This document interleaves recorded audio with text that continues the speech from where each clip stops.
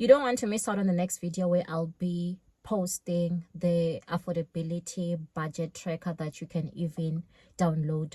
So on today's video, I'll be taking you through the worst and best universities to be doing your BCom accounting degree that will lead you to becoming a chartered accountant in South Africa. You first have to do your BCom accounting degree, and then you do your CTA in your 4th year, and then after doing your CTA, you do your board exams, including the training, which is 3 years.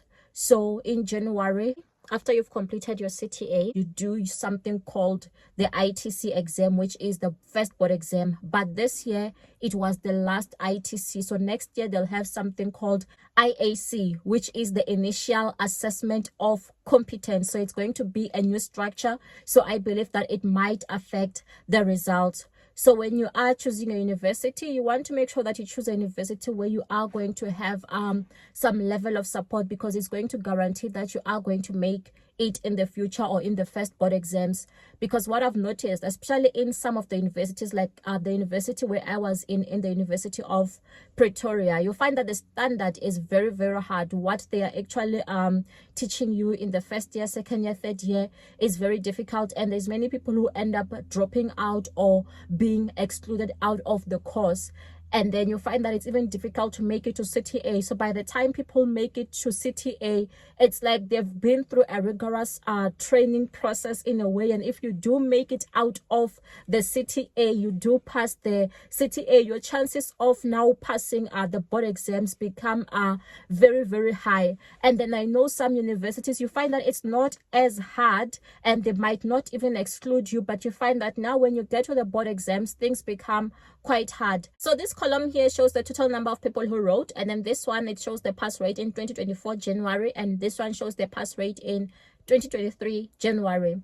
So I would say the first university that did not perform so well when it comes to the ITC exams, it's University of Fort Hare. They achieved only a 33% pass rate, while in 2023 they achieved an 86% pass rate. The drop is so significant, it's really a lot. And then there is UNISA.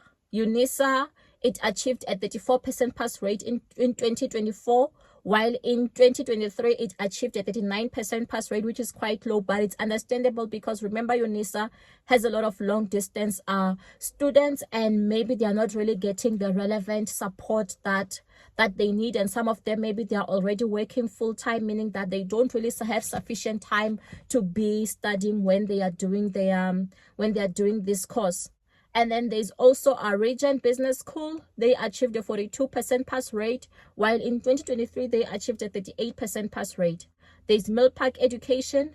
A lot of people wrote 557. They achieved a 45% pass rate. I think for 557 people, 47% pass rate, maybe it's not as bad. And then in 2023 it was quite high. It was at 79%. And then there's the University of KwaZulu-Natal. 113 people wrote. They achieved a pass rate of 47%, while in 2023 it was 64%. So you can see that there's been a drop in the performance. I believe that maybe the paper that they were writing, maybe it was more difficult. That is why maybe a lot of universities, they dropped in terms of their performance. And then number 6, it's the IIE, VC and MSA. So it's Varsity College.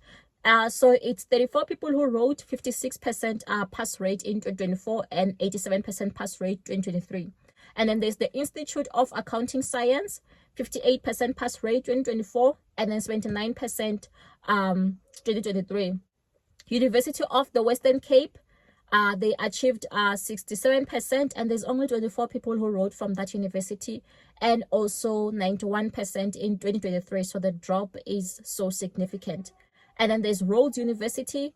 They achieved 68% pass rate, and only 22 people wrote the ITC exam. And then in 2023, it was 72%. And then there's the University of Johannesburg, and the number that wrote is 237. And then they achieved a 79% pass rate, while in 2023, their pass rate was 91%. So you can also see here, there was a drop. And then there's the University of Limpopo. 36 people wrote. They achieved a pass rate of 81% in 2024, and then they achieved 89% in 2023. And then there's the Nelson Mandela University. They achieved 83% pass rate in 2024 and 93% pass rate in 2023. There's Nelson University of Free State. 60 people wrote. They achieved an 85% pass rate in 2024 and 93% pass rate in 2023. And then the top performing university, even in both 2024 and also in 2023, are these universities. So it's the University of Vets. It's Vets. They achieved 92%, while it was 226 people that wrote. And then in 2023, they achieved 97% pass rate. University of Cape Town New City, 178 people wrote. They achieved 94% in 2024 and 97% in 2023. And then there is University of Stellenbosch, 174 people wrote. They achieved 96%. And then in 2024, and then percentage in 2023, it was 98%. And then there's Northwest University. They achieved 97%, 92 people wrote, and 99% in 2023.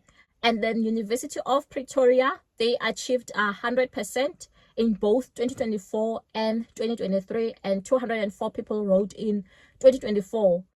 So this is just to give you an idea when maybe you want to be choosing which university to be going with, where you stand a better chance of passing your board exams if you want to become a CA. But you can see in all these universities, you do stand a chance of passing the board exams. It's just that with some of them, the chances are quite lower, but you can still do it. You can still do it. You also just want to check out this next video.